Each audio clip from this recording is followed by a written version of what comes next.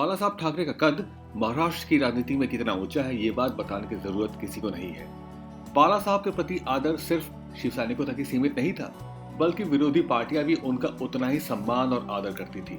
लेकिन महाराष्ट्र की राजनीति में एक ऐसा पल भी आया था जब सिंह की दहाड़ लगाने वाले बाला साहब एक बार डर भी गए थे। मामला उन दिनों का है जब शिवसेना 1989 के विधानसभा चुनाव हार चुकी थी। शिवसेना की हार का सीधा मतलब ये भी था कि बाला साहब की सुरक्षा प्रदेश की सरकार ने घटा दी थी, क्योंकि प्रदेश की सुरक्षा की कमान कांग्रेस पार्टी के हाथों में आ गई थी।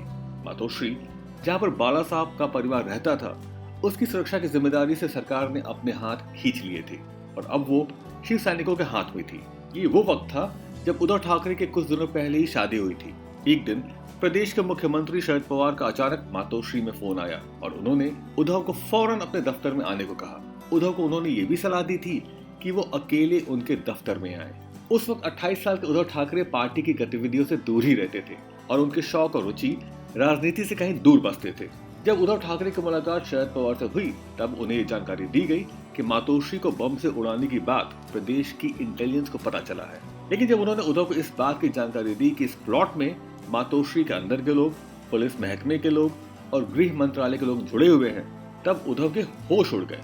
घर पहुंचकर उद्धव ने ये पूरी जानकारी बाला साहब के साथ साझा की और फिर इस निष्कर्ष पर निकले कि परिवार के कुछ लोग कुछ दिनों के लिए एक सेफ हाउस में शिफ्ट हो जाएंगे और इस बात की जानकारी खुद मातोश्री के लोगों को भी नहीं बताया जाएगा। अगले ही दिन तड़के साहब और उनकी पत्नी मीनाताई अपने बेहद ही खास हितैषी थापा के साथ लोनावाला में अपने घर की ओर कूच कर गए। उनके पीछे पीछे पुलिस की एक पलटन भी चली।